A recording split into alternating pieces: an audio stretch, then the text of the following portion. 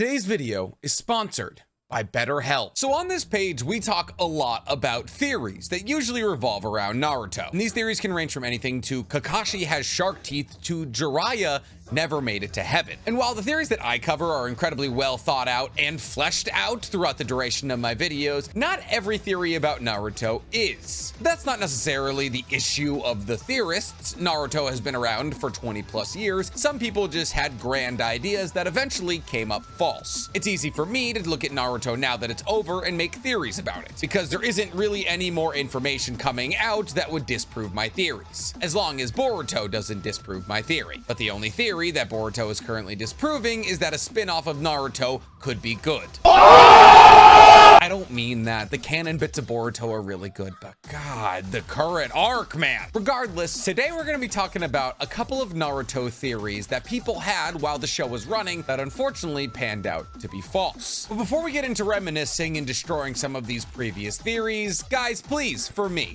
like this video, subscribe to the page, and hit that noti bell. But before we get into all that, guys, today we have a new sponsor, BetterHelp. BetterHelp is sponsoring today's video in honor of Mental Health Awareness Month. I think that should be every month, but apparently it's May. May is a month to raise awareness about mental health, fight stigma, and provide support to anyone struggling with their mental health. This year, the theme is Together for Mental Health, sharing stories with each other in order to help each other prioritize your mental health. Listen, as a YouTuber, your mental health can get linked to how many clicks or views you get. And this is something I and many other content creators struggle with. However, I've been given very sound advice that it doesn't matter how many impressions you get, it matters the community you built. And I've built one of those fantastic communities on the internet. I truly believe that. Another theme of this month is advocating for mental health care access for everyone. This is one of BetterHelp's biggest goals. BetterHelp offers a customized approach to therapy that can include video calls, phone calls, or even live chat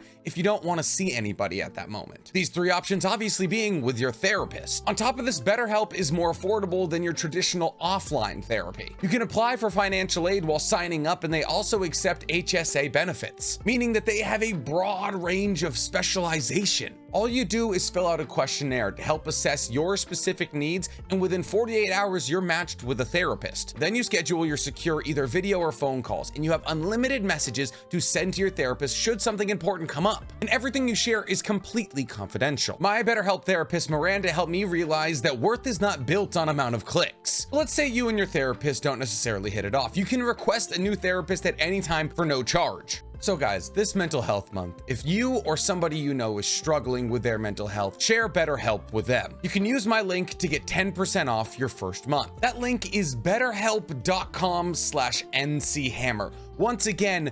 betterhelp.com/nchammer. So the first theory that we're going to be talking about is actually from Boruto. And this is a theory that was disproven relatively recently, as in within the last year, at least for the anime of Boruto. In the manga, it's been a known fact that this person isn't the person who we thought it is for about 2 years. The person I'm talking about, obviously, is Kashin Koji. Kashin Koji is a member of Kara, a mysterious, tall, white-haired figure who mysteriously knows how to use the Rasengan and Sage Mode. Because of this, people thought, oh my god, Jiraiya is still alive. And who could fault them? It was a tall, white-haired man with a Rasengan in Toad Sage Mode. And while people were confused as to how Jiraiya could be alive again, he sunk to the bottom of an ocean with poles in his back. People theorized that Kashin Koji was actually just Jiraiya brought back with Edo Tensei, which makes a good amount of sense. I mean, his hand was blown off during the fight against Pain, and also his blood could still be found on Pain's chakra rods. So there was more than enough DNA to Edo Tensei him back. Actually, I made an entire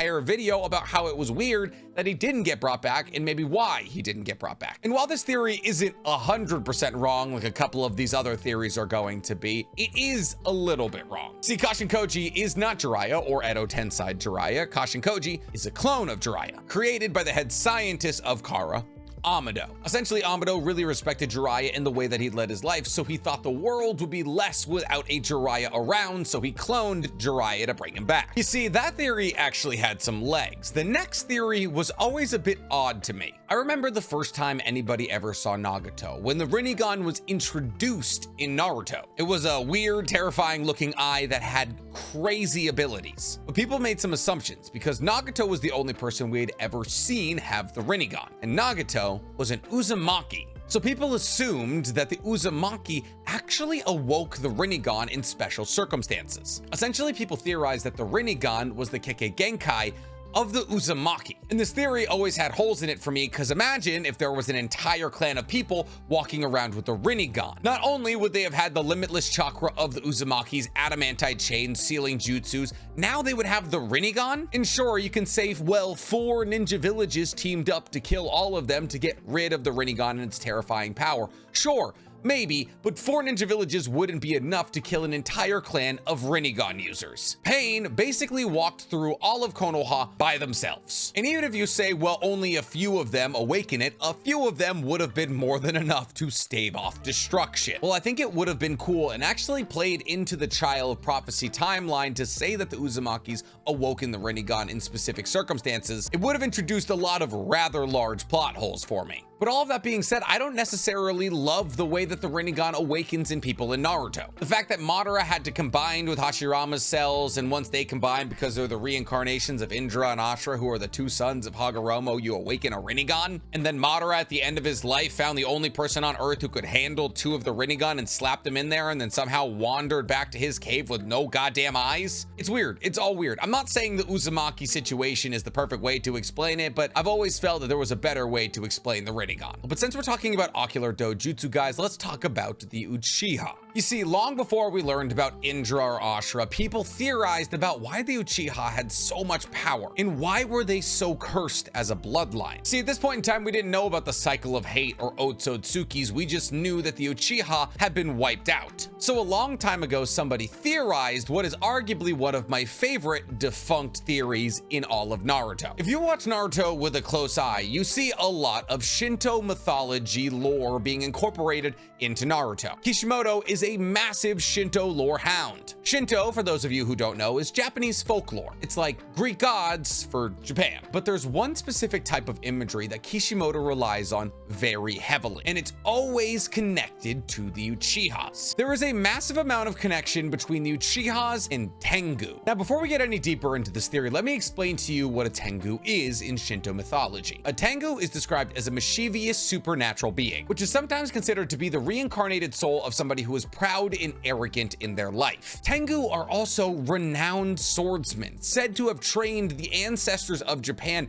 in swordplay, and they're said to live in trees in mountainous areas. Tengus also have wings and a long stretched nose. So wings, a long stretched nose, and a sword. Does that sound like anything to you? Well, it's actually exactly what the Susanoo was based off, which is ironic considering Susanoo is the name of another Shinto god, and the Susanoo looks like a different thing from Shinto mythology. But the thing is, the Susanoo wasn't the only connection to this Tengu theory. Sasuke's wing transformation and the scar that would appear across his nose in Curse Mark Form Level 2, along with some of the decorations in his room, also gave credence to this theory, because both of these things were also modeled after Tengu-like appearance. So why is there so much Tengu imagery within the Uchiha clan? Well, this theory theorized that many generations ago, the head of the Uchiha made a deal with a Tengu for incredible power that came in the form of their ocular dojutsu, but it cursed their bloodline to extinction. And honestly, this theory makes a lot of sense because Tengu are mischievous in nature and also very talented and powerful, so they could hand down power to the Uchiha. This makes even more sense when you consider the fact that the use of Susanoo, which is the living embodiment of a Tengu, curses your eyes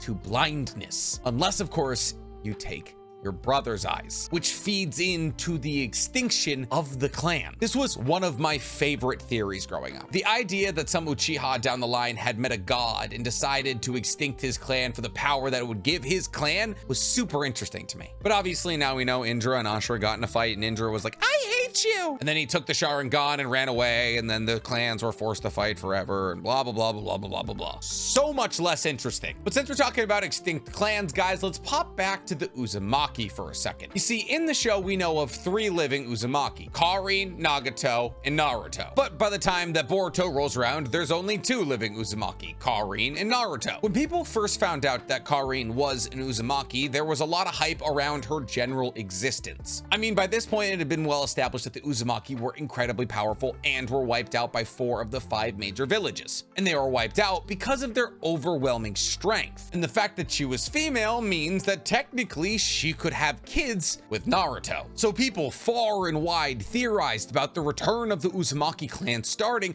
with Naruto and Karin. I mean, you couldn't hope for a better start than that. You got the Hokage and a full-blooded Uzumaki. Things should be pretty good. Except people didn't realize that you can't start a clan with just 2 parents, because then what are those kids gonna do? They can't inbreed to make more Uzumakis. They would still have to marry out, and then the Uzumaki blood would get diluted down and would eventually disappear just like it had before. Then again, I guess these rules kind of don't apply in Naruto because the Hyugas and the Uchihas have been doing it for, oh, I don't know, 2,000 years, and they only got 5 fingers on each hand. But Alabama family trees aside, even the most desperate of people saw that there was no romantic tension between Naruto and Karin. I mean, they barely ever bump into each other. I guess technically it could have been written so that Karin falls in love with Naruto when she sees how different his chakra is from Sasuke's and she becomes unenamored with Sasuke, but that would imply women being able to change in the Narutoverse, and we all know that can't happen. But some of the more rational people in this theory said, well, we know they're not going to fall in love, but maybe they'll put feelings aside and just have kids in order to bring back their clan, which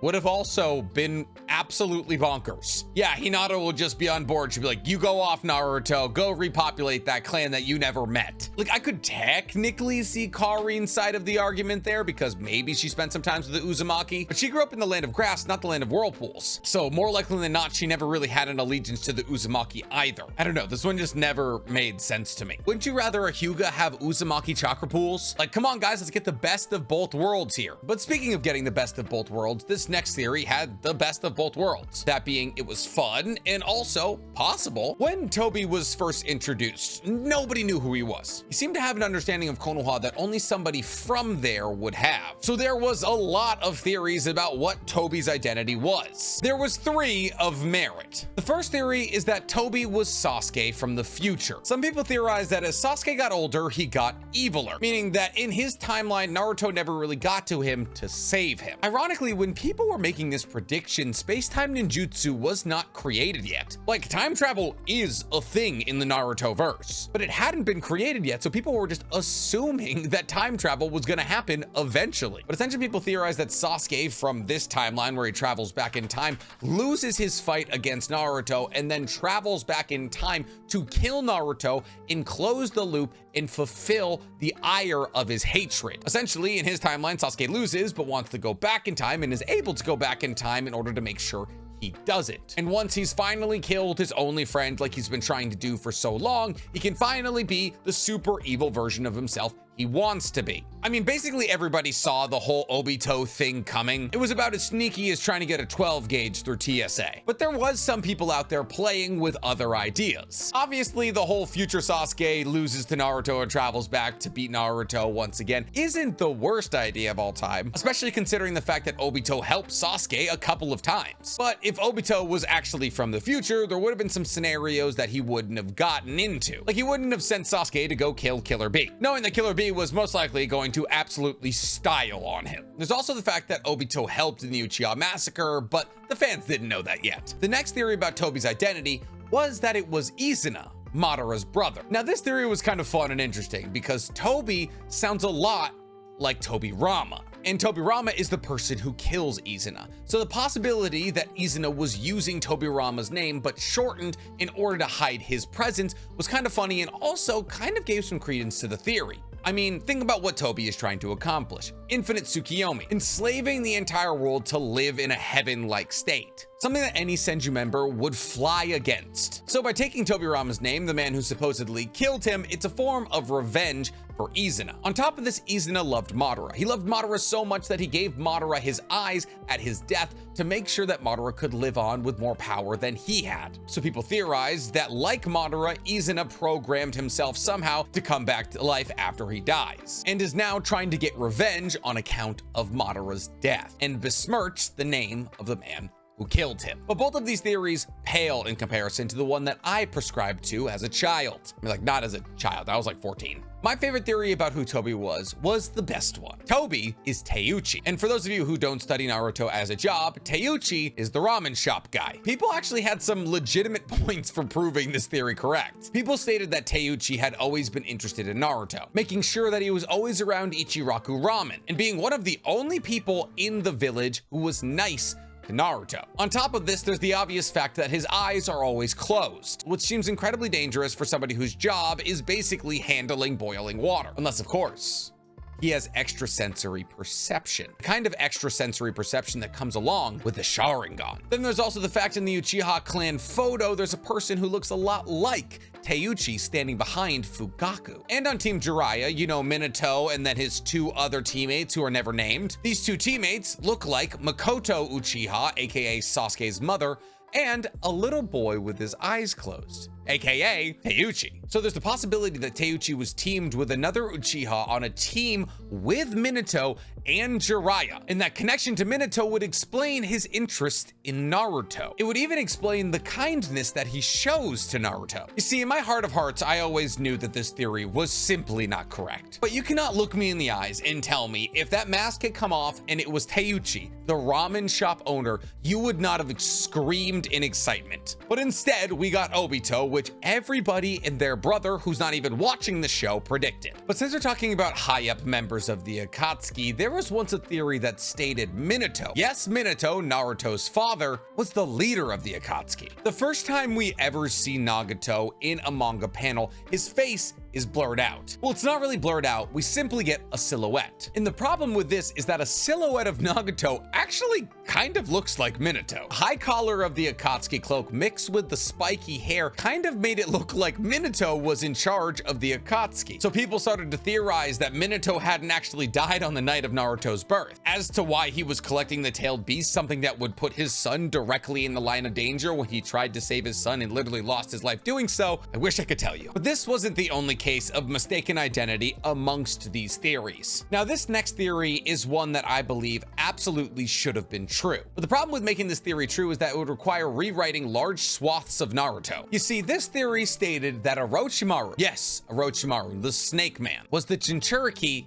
of the Eight Tails. See, at this point, we hadn't met Killer Bee. We didn't even know what the Eight Tails looked like. I don't think anybody would have guessed it's an octopus bull. But the reason this theory made a lot of sense actually had nothing to do with Naruto itself. I stated earlier that Kishimoto absolutely adores using Shinto mythology to inspire Naruto. Susanoo, Amaterasu, Tsukiyomi, all Shinto gods. Orochimaru is also based off Shinto mythology. You see, Orochimaru is meant to symbolize the eight-headed snake Orochi. Well, specifically Yamada no Orochi. This snake was of legendary size and power in the era of Shinto mythology, and it was slain by Susanoo, the god of thunder and storms, using a sword of Totsuka. You see, Orochimaru versus Itachi's fight after Orochimaru climbs out of Sasuke is literally ripped directly from Shintoism. Itachi uses his Susanoo, which is equipped with a sword of Totsuka, to slay Orochi no Yamada. If you think I'm lying, Orochimaru literally becomes an eight-headed snake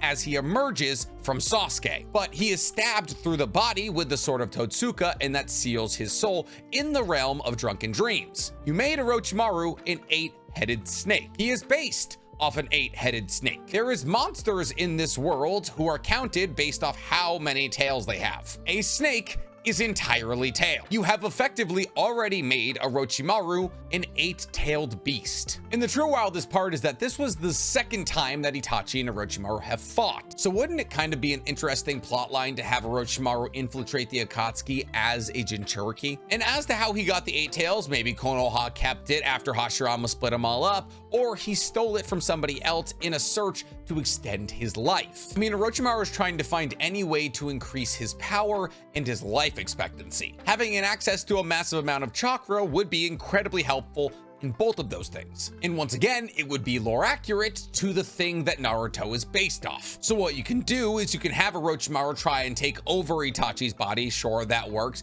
And then when Itachi flips the script on Orochimaru, he realizes that Orochimaru has the eight tails inside of him. And then not only is the Akatsuki hunting down Orochimaru for being a traitor, they're hunting him down for being a Jinchuriki. Obviously, this would completely redirect the plot of Naruto, but I still think it would have been really cool. But obviously the fight between Itachi Kakashi and Orochimaru was very cool as is. And that's it, guys. At least all the theories I can remember that never panned out. Did you guys have any theories about Naruto that just never came to fruition? Tell me in the comments below. I'd love to chat about them with you. And while you're down there, please like this video, subscribe to the page, and hit that noti bell. Listen, while we're making Orochimaru the Jinchuriki of the Eight Tails, can we please, just please, make one Aburame member the Jinchuriki of the Seven Tails?